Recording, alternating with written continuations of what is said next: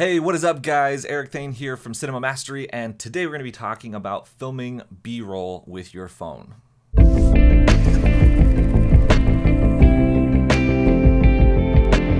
So recently I've been working on this really cool project that I'm shooting on the iPhone 12 Pro Max. I'm not going to tell you all the details about it right now, but just know that it's coming on the channel in a few weeks, so you can check that out. But it's been a lot of fun shooting on the iPhone again. Obviously, with most of my projects, I'm typically working with more expensive cinema cameras, and we're working with clients and we have a budget and everything. Obviously, we want to get the best tools and the best resources in order to make the best project possible. But it's always fun to go back and try shooting on an iPhone again, because these phones, and not just iPhones but Android phones as well, they're just getting better and better every year. And so every year the new phone comes out with the new camera, and it's cool to just go and try shooting on it and see what you can make with it, right? And just see what you can do. And so I've been working on a new project with the new iPhone. It's been a lot of fun. I will be uploading that within a few weeks, so make sure you look out for that coming soon. But anyway, so as these phones get better and better and better, it's really fun to try and compare and see what you can do with them. Now, obviously, your iPhone or your Android phone is not going to be the same as a cinema camera that costs thousands of dollars or tens of thousands of dollars. It's just not the same. You get a different experience working on a real cinema camera. However, for the convenience, for the fact that it fits in your pocket, for the fact that it's your phone that does everything for you and that runs your entire life and also shoots amazing video, it's pretty incredible what you can do. So in this video, I just want to give you my top 3 tips for getting really high quality imagery, really high quality B-roll on your phone, because there are a lot more people out there today shooting footage on iPhones and other smartphones for their main camera. So here are my top 3 tips. So number 1 is going to be stabilization. Stabilization is probably the biggest thing when it comes to phone cinematography that sets apart amateurs from the more professionals, right? So stabilization is basically how stable you're able to keep your image.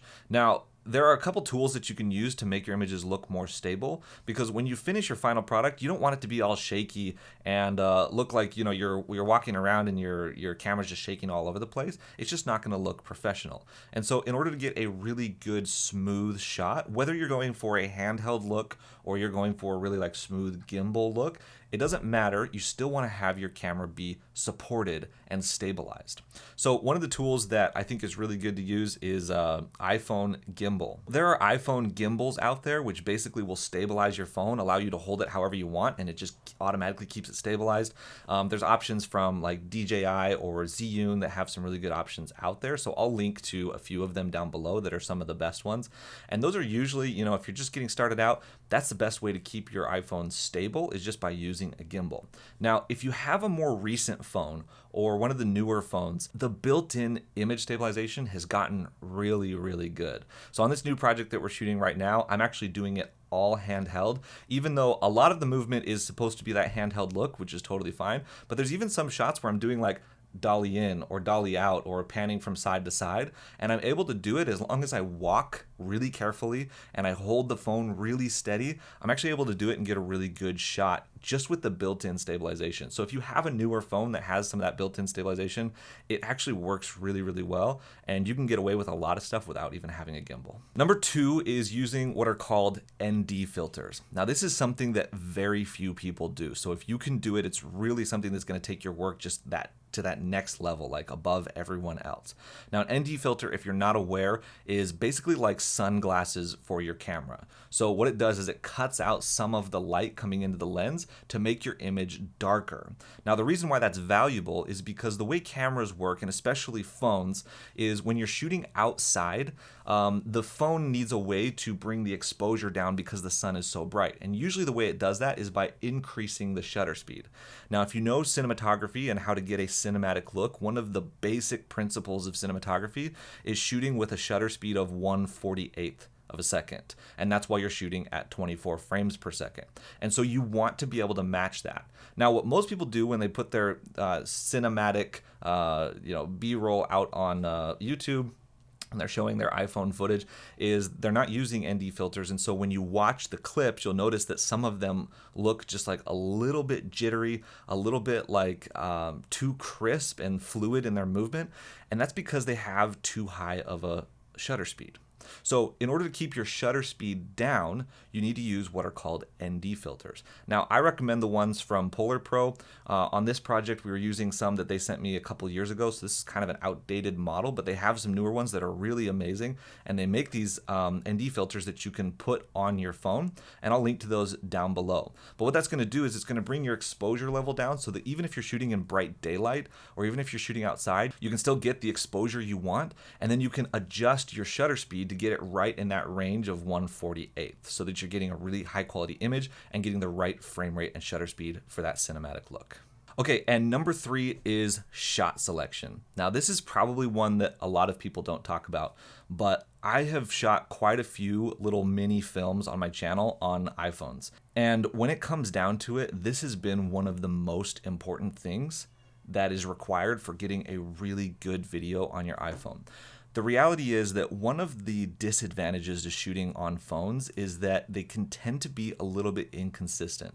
Unless you spend a lot of time with them and you get really familiar with which situations they work really well in and which situations they don't work really well in, basically what's going to happen is you're going to come back to the computer after shooting your footage and you're going to notice that some of it's grainy, some of it has some issues, some of it the exposure didn't work out, or little parts are blown out from exposure, and there's things that happen that you didn't notice because you're looking at it on a tiny little screen on your phone, and you're just not able to notice some of those things. And that's just the reality of what's going to happen when you're shooting on a phone.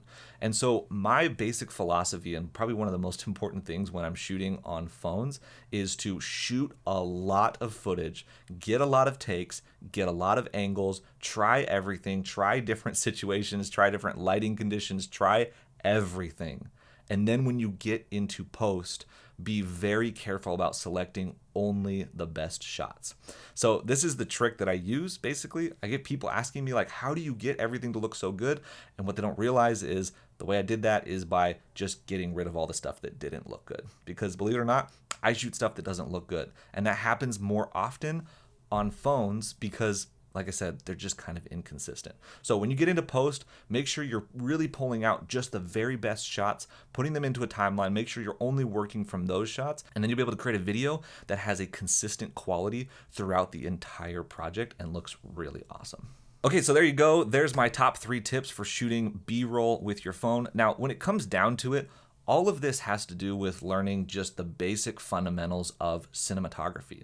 Whether you're shooting on an expensive cinema camera or just on a phone, it doesn't matter. The same principles of cinematography apply. So if you want a cinema camera to look good, you need to use proper cinematography. If you want your phone to look good, you need to use proper cinematography. It's the exact same thing. And there are going to be technical differences between a phone and a real camera, right? But really the biggest thing and the most important thing is your lighting and your composition and your camera settings and your camera movement and how you edit it and all those kind of things that are learnable, that you can learn, right?